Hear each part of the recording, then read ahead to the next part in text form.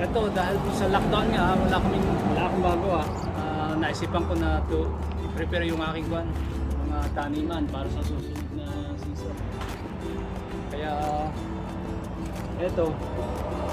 Kaya binubungkal ko ng ganito, nilalagay ko doon sa initan para sabi nila, kasi nanonood ako sa YouTube yung para daw mamatay yung mga bakterya, bungkalin yung lupa mo kasi bilad mo sa araw. At least may bilad, kasi pagka hindi mo na ibilad dyan,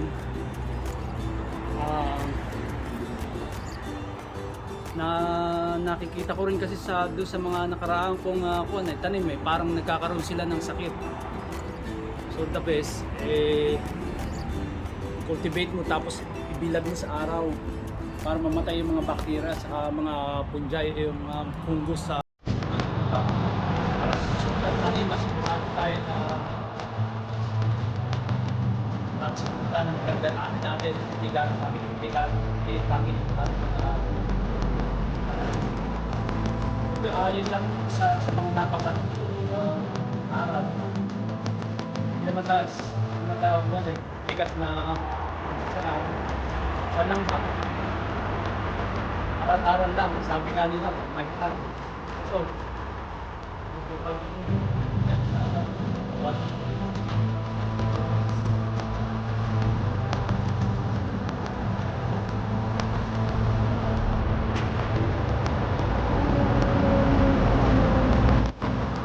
pero tingnan nyo guys, meron akong luya dito.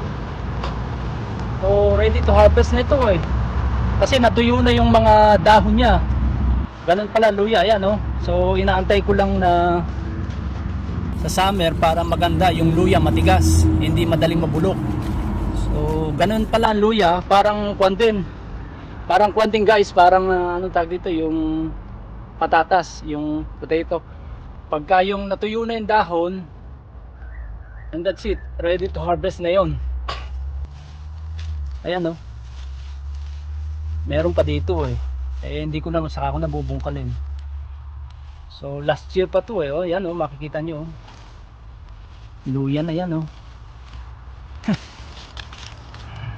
chili, ayan kita nyo yan, yung ibang seedlings ko na chili, iba naitanim ko na, na-transplant ko na, arrows naman yan. Ito may mga seedlings pa ako iba dito chili, karamihan chili. Ito yung tanglad so hindi ko binabawasan ko lang. So doon sa hindi pa nakakakita ng itsura ng patatas call lang ni Mrs. yan, tinapon lang doon kasi may tubo na, tinanim ko. Ito yung mga bago, kung makita nyo, bagong lipat ko yan, yung mga sili.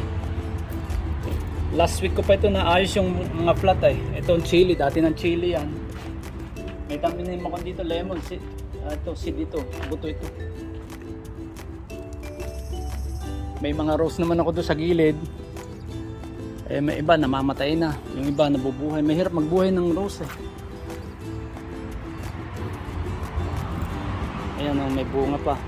Guys, ang chili kasi tumatagal ito ng mga 3 years. So, tingnan nyo ito yung bunga So, tuloy-tuloy lang yan. Pag winter, magkuko lang siya, hihina lang yung bunga niya, pero mawawala. Pero pagdating na summer, babalik uli yan, lagyan lang nyo ng fertilizer. Ayan, mga bago kong lipat ito. Ito, takatak lang to, pero inayos ko. Tumubo lang kanya yan. Kaya may malunggay nga pala ako dito. Saka ito, malunggay. Hopefully, saka ito pa yung tumubo na dyan, nilagyan ko lang ng lupa at saka nilagyan ko nitong plastic para gumanda yung tubo nitong patatas. Meron pa isa dito mga lang yan ni Mrs., mga tinapon, so itinanim ko lang na maayos. Yan yan ang patatas Guys, itong kamote nahukay ko doon sa may garden bed ko. Hindi gaano gumaganda dito kasi gawa ng lamig. Siguro kung tropical ito, baka ang lalaki na nito. Ayan lang, nahukay ko. Yung salads na tinanim ko. Bubungkalin ko na yan. Bubungkalin ko na, kaya tatanggalin ko na yan mga salads na ito. Yung iba, ando doon na, yun Pinarvest ko na. Kasi nga, binubungkal ko na yung lupa. So ito mamaya kakainin namin yan. Okay din to, healthy pa. Sarap kainin to. Yun nga pala, last time kung natatandaan nyo, yung may vlog ako, yung nagtanim ko dito ng ampalaya. Ang daming bunga. So ang plano ko ngayon, magtatanim ko ng ampalaya dyan lang sa gilid, doon ko pagagapangin along the fence. Kasi sobra pagkakunin, yung mga ibang tanim dito sa garden bed nito hindi kumanda kasi hindi naarawan. So ang plano ko dito lang, along the fence lang yung one. Gagawin ko sa ampalaya. So dyan ako magagawa ng trellis hanggang doon sa may lemon tree. Ayun lang guys, nagpe-prepare lang tayo ng lupa sa ngayon kasi magandang panahon. Salamat nga pala sa inyong panonood. Hindi tayo makagawa ngayon ng magandang content. Gawa nga ng ito, lockdown. Nandito lang sa bahay. Paikot-ikot, araw-araw. Paglalakad. Exercise.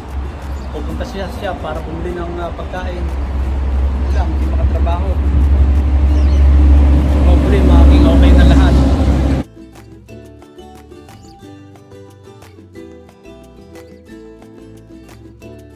Guys, hanggang dito na lang.